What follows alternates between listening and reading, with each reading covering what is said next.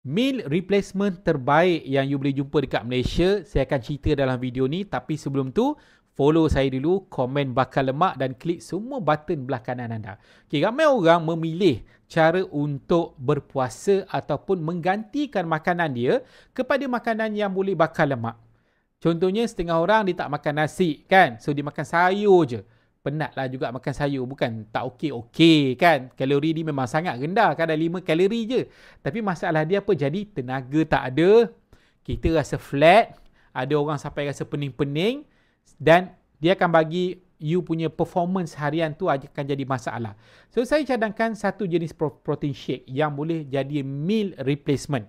Sebab bila you ambil satu serving benda tu, bila you bancuh kan, you ambil satu serving, contohnya, dia akan ibarat you makan sepinggan nasi yang ada ayam, yang ada sayur kan, dan yang ada lauk lah kan. Complete kita punya hidangan tu. Kita nak apa? Kita nak protein, kita nak lemak kan, kita nak karbohidrat, kita nak fiber, betul tak? Dan kita nak juga vitamin-vitamin nutrisi yang lain untuk bagi tenaga pada kita. Tapi dalam masa yang sama, dia akan bantu bakar lemak dengan efektif.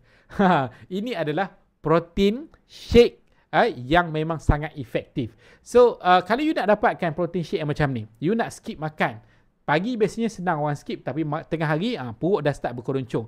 So, you nak makan benda yang makan, you ada tenaga, tapi dia akan bakar lemak dengan efektif. Nama dia ialah protein. Protein tu mesti ada kandungan leucine yang tinggi. Leucine ni dia akan bantu untuk target bakar lemak je. Target bakar lemak saja. Tapi otot dia akan maintain. Jadi nak yang macam ni, you nak tahu pemilihan produk kurus yang selamat dan juga efektif, ada kajian, boleh komen saja kat bawah bakar lemak.